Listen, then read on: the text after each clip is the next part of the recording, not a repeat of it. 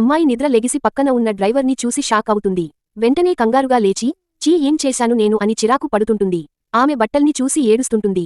ఏంటి బేబీ ఏమైంది అంటే, నీకేమైనా పిచ్చి పట్టిందా, నన్నెందుకు ఇలా చేశావంటుంది. రాత్రి ఫుల్గా తాగి వచ్చి, నువ్వే అడిగావ్ కదా అంటాడు. ఇంతలో ఆమె భర్త వచ్చి చూసి షాక్ అవుతాడు. ఏంటి స్నేహ నువ్వు చేసింది అంటాడు. ఆమె కంగారుగా, నేనేం చెయ్యలేదు, ఇదిగో వీడి నన్ను ఇలా చేశాడు అంటుంది. సిగ్గు లేదా నీకు, నన్ను కావాలనే మోసం చేశావ్ కదా అని భార్యని తిట్టి, డ్రైవర్ని బయటికి గెంటేస్తాడు. నువ్వు ఇక నుండి నా భార్యగా ఉండటానికి వీల్లేదు అని ఆమెని కూడా గెంటేస్తాడు. నీ వల్ల నా బ్రతుకు చూడరా ఎలా అయిందో అంటుంది. ఏమైంది, పద మా ఇంటికి వెళ్దాం, వాడికంటే నేనే బాగా చూసుకుంటా అంటాడు. వెంటనే ఆమె పైకి లేచి కాలర్ పట్టుకుంటుంది. నువ్వు నిజం చెప్పు రాత్రి ఏమైంది అంటుంది. నిన్ను సొంతం చేసుకోవాలని నేనే డ్రామా ఆడాను అంటాడు.